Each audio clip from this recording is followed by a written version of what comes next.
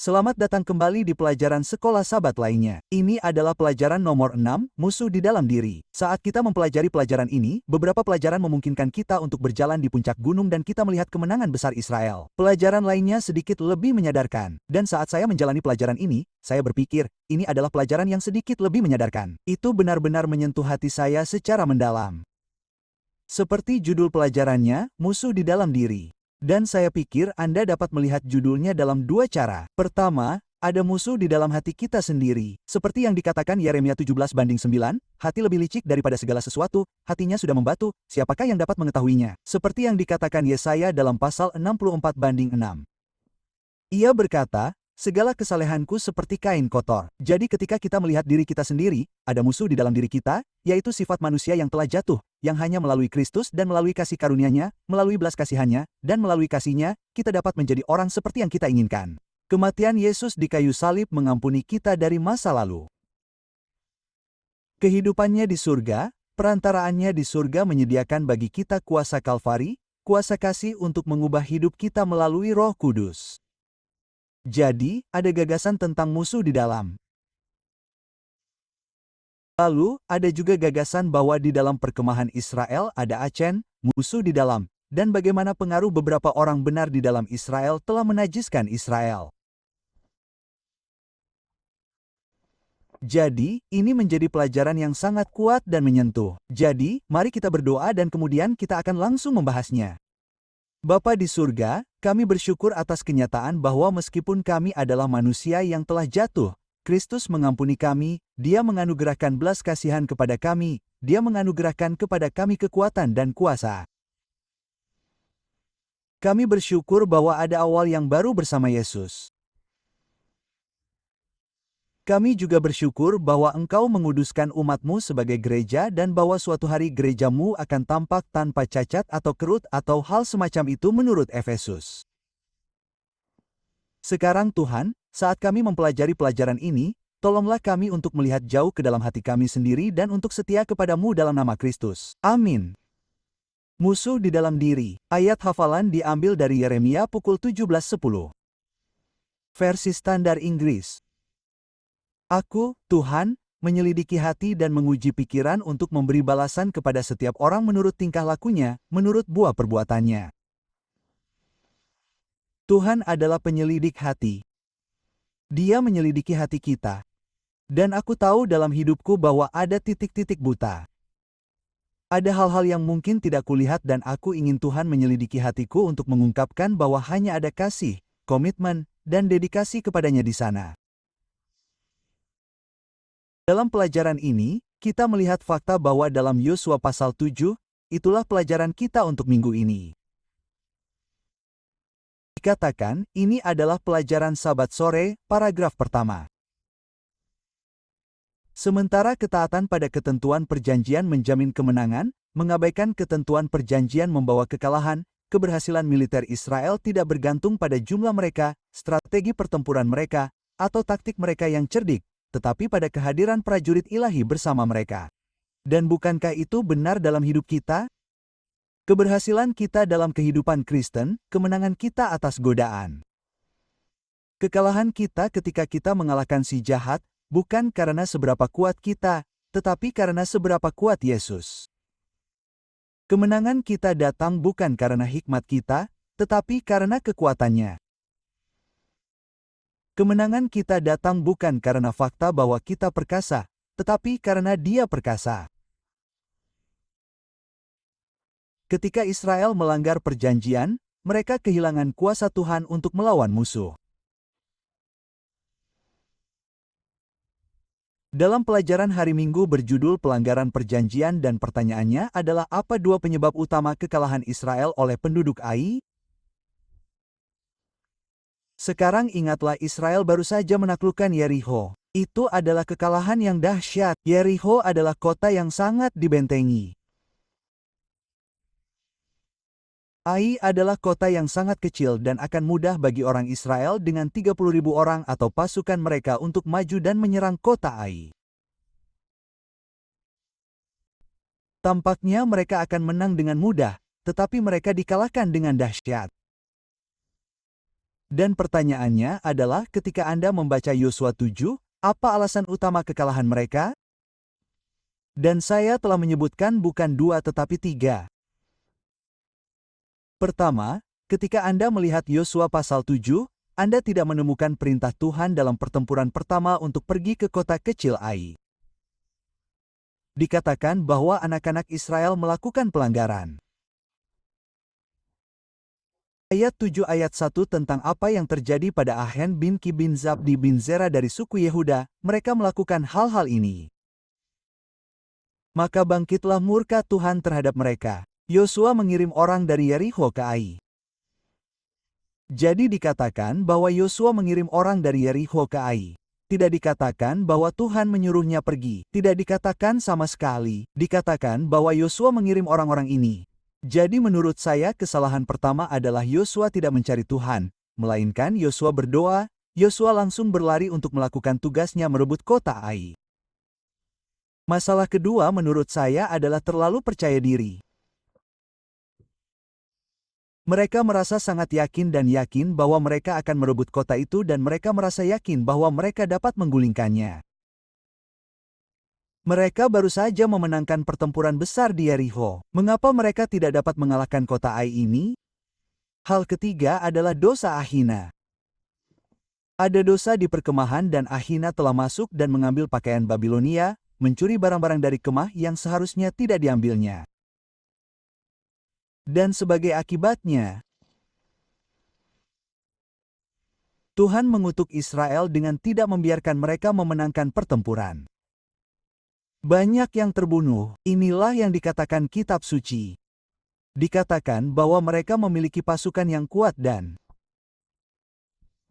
sekitar 3.000 orang maju. Mereka memiliki pasukan yang kuat lebih dari 30.000 tentu saja, tetapi hanya 3.000 yang maju. Jadi sekitar 3.000 orang maju ke sana di hadapan orang-orang itu. Tetapi mereka melarikan diri dari hadapan orang-orang Ai. Dan orang-orang Ai membunuh 36 orang karena mereka mengejar mereka dari depan pintu gerbang sampai ke Shebaram dan membunuh mereka di lereng. Ayat 6, Yosua 7. Yosua mengoyak pakaiannya, lalu jatuh ke tanah dengan mukanya di hadapan tabut Tuhan sampai malam sebelum dia dan para tua-tua Israel menaburkan debu di kepala mereka. Yosua berkata, "Aduh, Tuhan Allah, mengapa engkau membawa bangsa ini menyeberangi sungai Yordan untuk menyerahkan kami ke tangan orang Amori, supaya mereka binasa?" Petik 2. Ayat 8, Ya Tuhan, apakah yang akan kukatakan, apabila Israel berpaling dari musuhnya?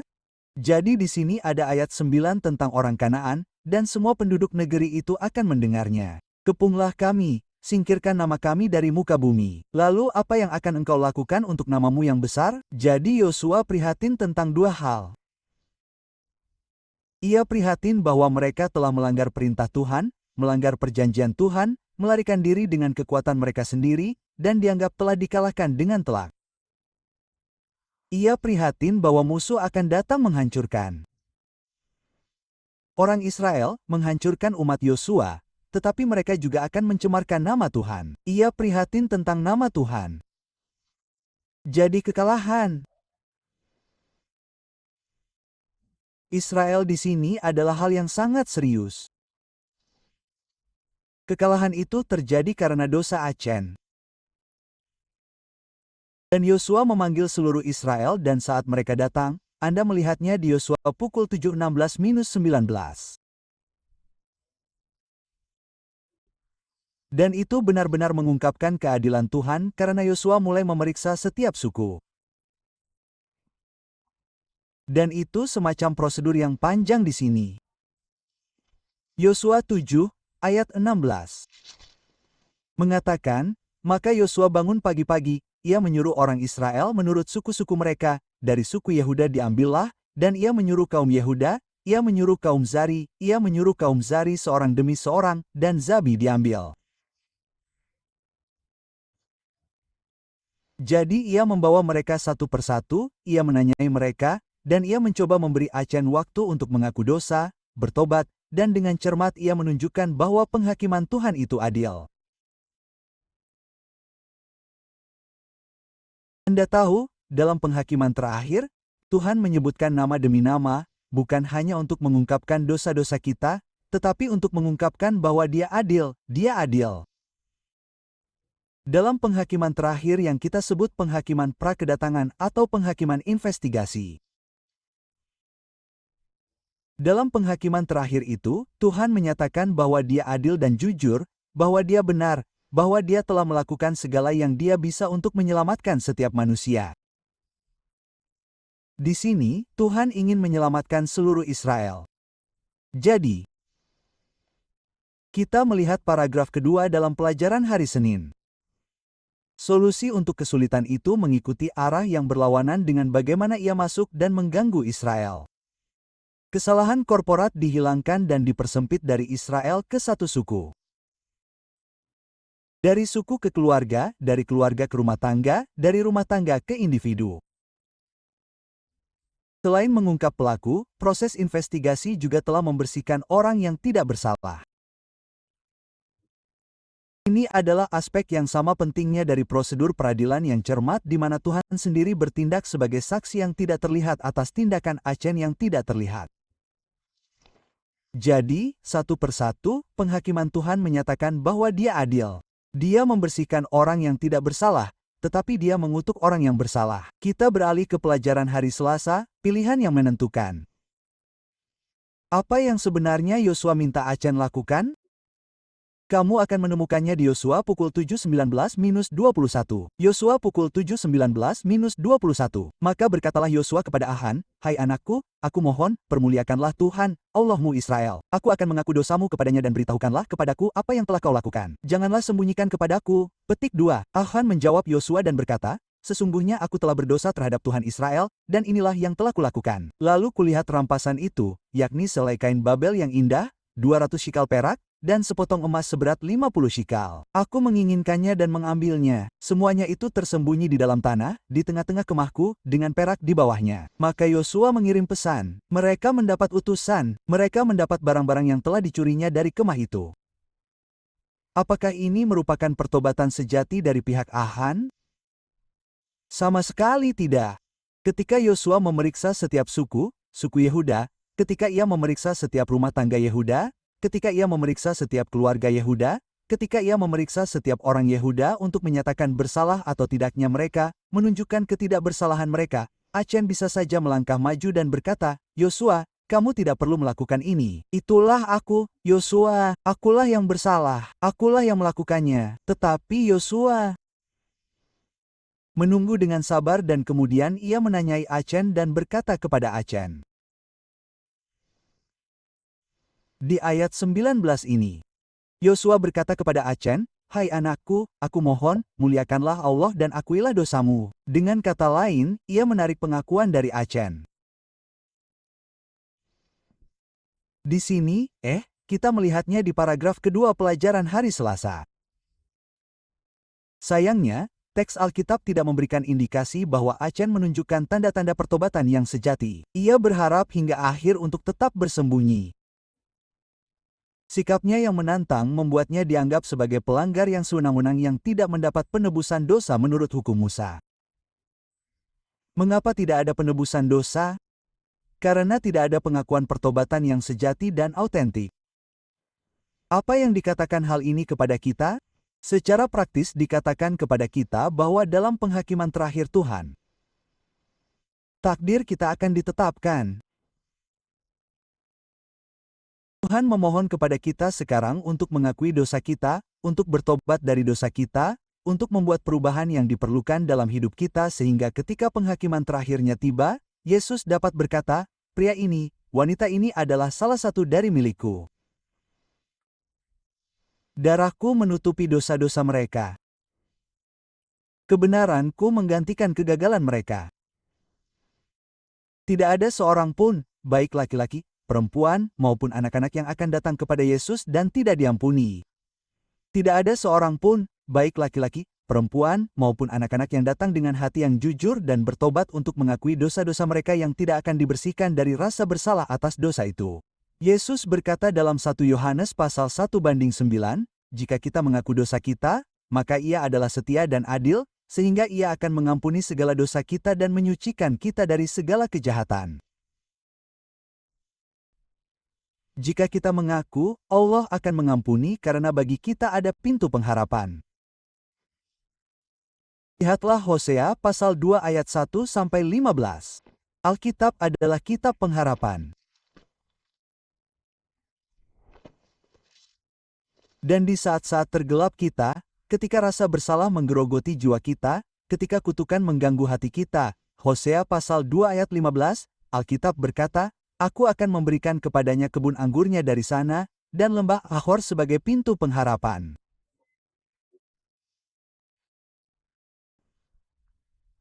Ia akan bernyanyi di sana seperti pada masa mudanya, seperti pada hari ia keluar dari tanah Mesir. Di tengah-tengah kesusahanmu, Ahor berarti kesusahan. Di tengah-tengah kesusahanmu, di tengah-tengah kesulitanmu, di tengah-tengah tantanganmu, Tuhan berkata, Aku akan memberikan kepadamu lembah Ahor sebagai pintu harapan. Apa yang diceritakan kisah ini kepada kita? Pelajaran hari Rabu tentang bagaimana Tuhan dapat mengubah kegagalan kita yang paling buruk menjadi peluang. Dalam Yosua pasal 8 ayat 1-29. Israel telah gagal di pasal 7. Israel telah dikalahkan dengan sangat telak. Israel tidak mencari Tuhan. Israel mencoba melawan Ai dengan kekuatan mereka sendiri. Israel memiliki dosa di perkemahan. Dan Tuhan berkata kepada Israel. Tuhan mengatakannya seperti ini. Dia berkata, ada pintu harapan di lembah kesusahan ini, lembah kesulitan ini. Dan Tuhan memberi instruksi kepada mereka dalam Yosua 8:1. Lalu berfirmanlah Tuhan kepada Yosua, jangan takut dan jangan gentar. Bawalah seluruh tentara itu bersamamu. Bersiaplah, majulah ke Ai. Ketahuilah, Aku telah menyerahkan Raja Ai beserta rakyatnya dan kotanya ke dalam tanganmu. Lakukanlah terhadap Ai, ayat 2, dan rajanya, seperti yang telah kamu lakukan terhadap Yerikho beserta rajanya. Hanya jarahannya dan ternaknya boleh kamu rampas bagimu sendiri. Buatlah penyergapan terhadap kota itu, sekarang. Yosua tidak pergi dengan 3.000 orang, tetapi ia pergi dengan pasukan yang berjumlah 30.000 orang. Maka bersiaplah Yosua beserta seluruh tentara untuk maju melawan Ai. Yosua memilih 30.000 orang yang gagah perkasa. Ia menyuruh mereka pergi pada waktu malam. Demikianlah ia memberi perintah kepada mereka. Sebagian pergi ke belakang kota, sebagian pergi ke depan kota, menjebak kota itu, mengepung kota itu. Dan ketika ia melakukannya, mereka berteriak-teriak. Penduduk Ai mengira pertempuran datang dari depan. Mereka diserang, dari depan, dari belakang. Ada kekalahan yang mengerikan. Sekarang Tuhan berkata, kamu ambil rampasan dari tanah itu. Apa yang tadinya kekalahan berubah menjadi kemenangan yang dahsyat. Inilah kabar baik yang luar biasa. Apakah Anda pernah dikalahkan dalam hidup Anda? Apakah Anda pernah menghadapi tantangan dalam hidup Anda? Apakah musuh mencambuk Anda, menusuk Anda, mengalahkan Anda? Saudaraku, saudariku, Tuhan ingin mengangkat Anda, membersihkan debu dari Anda, menempatkan Anda di jalan kemenangan lagi. Israel dikalahkan, tetapi mereka mendengarkan Tuhan dan Tuhan memberi mereka instruksi. Mereka mengikuti instruksi itu dan ada kemenangan besar bagi pekerjaan Tuhan. Apa yang dikatakan dalam kitab Mika, ketika aku jatuh, aku akan bangkit. Ketika kita jatuh, kita dapat bangkit lagi. Pelajaran hari Kamis, sebuah kesaksian tentang kuasa Tuhan. Seperti yang kita pelajari, Tuhan telah memberi bangsa-bangsa kafir kesempatan untuk mengenalnya, untuk berbalik dari jalan-jalan mereka yang jahat. Mereka menolak, mereka akhirnya menghadapi penghakiman. Namun, lihat, saya ingin melihat Yosua pasal 7 ayat 6-9. Berikut adalah prinsip penting. Yosua 7:6-9. Prinsipnya adalah ini. Tuhan memimpin Israel untuk menang atas Ai. Sehingga nama Tuhan tidak akan dicemarkan dan dia akan diberikan kepadanya kemuliaan. Yosua berkata, Aduh, ya Tuhan Allah, mengapa engkau membawa bangsa ini menyeberangi sungai Yordan, untuk menyerahkan kami ke dalam tangan orang Amori, untuk membinasakan kami, padahal kami telah puas dan tinggal di seberang sungai Yordan. Ya Tuhan, apakah yang akan kukatakan? Apabila Israel berpaling dari musuhnya, sebab orang Kanaan dan seluruh penduduk negeri itu akan mendengarnya. Kepunglah kami dan lenyapkan nama kami dari muka bumi. Lalu apa yang akan kau lakukan terhadap namamu yang besar itu? Perhatian Yosua adalah kemuliaan Tuhan. Ketika kita tidak menghormati Tuhan, ketika kita gagal, Tuhan menuntun kita kepada pertobatan dan pengakuan untuk memuliakan namanya. Lihat, apa yang Yosua lakukan terhadap Israel? Ayat 13, ia berkata, pergilah kuduskanlah dirimu. Bangunlah, kuduskanlah umat itu. Katakanlah, kuduskanlah dirimu untuk besok, sebab beginilah firman Tuhan, Allah Israel. Ada sesuatu yang terjadi di tengah-tengahmu. Kuduskanlah dirimu. Jadi sebelum kemenangan besar dapat terjadi atas musuh, sebelum kemenangan besar dapat terjadi atas Ai, sebelum kekalahan itu dapat ditebus dengan kemenangan, Israel harus menguduskan diri mereka untuk berkumpul bersama mencari Tuhan, meminta Tuhan mengirimkan rohnya untuk menyucikan hati mereka. Jadi hari ini Tuhan berkata kepada gerejanya, Dia berkata kepada Anda dan saya secara individu untuk tidak menuding orang lain, tidak menghakimi orang lain, tetapi Tuhan berkata kuduskanlah hatimu. Kuduskanlah hatimu. Biarkan roh Tuhan masuk, bersihkan kamu dari dosa, dari kesalahan. Biarkan roh Tuhan membebaskanmu dari kejahatan. Biarkan roh Tuhan menghancurkan setiap berhala di hatimu. Pelajaran dari pelajaran sekolah Sabat kita hari ini adalah ini. Dengan kekuatan kita sendiri, dengan keyakinan kita sendiri, kita dikalahkan. Tetapi melalui Yesus Kristus, kita dapat menang. Ketika kita jatuh, kita dapat bangkit kembali karena Tuhan melalui rohnya dengan pilihan kita menyucikan hati kita. Mari kita berdoa, Bapa di surga, kami berdoa agar Engkau menyucikan hati kami. Kami tidak dapat menguduskan diri kami sendiri, tetapi dengan kasih karunia dan kuasa-Mu, Engkau dapat menguduskan kami. Jadi Tuhan, tolonglah kami untuk tidak pernah terlalu percaya diri bahwa kami dapat mengalahkan musuh. Kami tidak bisa, hanya Dia yang dapat mengalahkan kami ketika kami gagal memiliki keyakinan kepadamu. Hanya musuh yang dapat mengalahkan kami ketika kami percaya pada kekuatan kami sendiri dan bukan kekuatan-Mu. Jadi kami datang hari ini dengan mempercayai kuasa-Mu, mempercayai kekuatan-Mu untuk menang atas kuasa jahat dalam nama Kristus. Amin.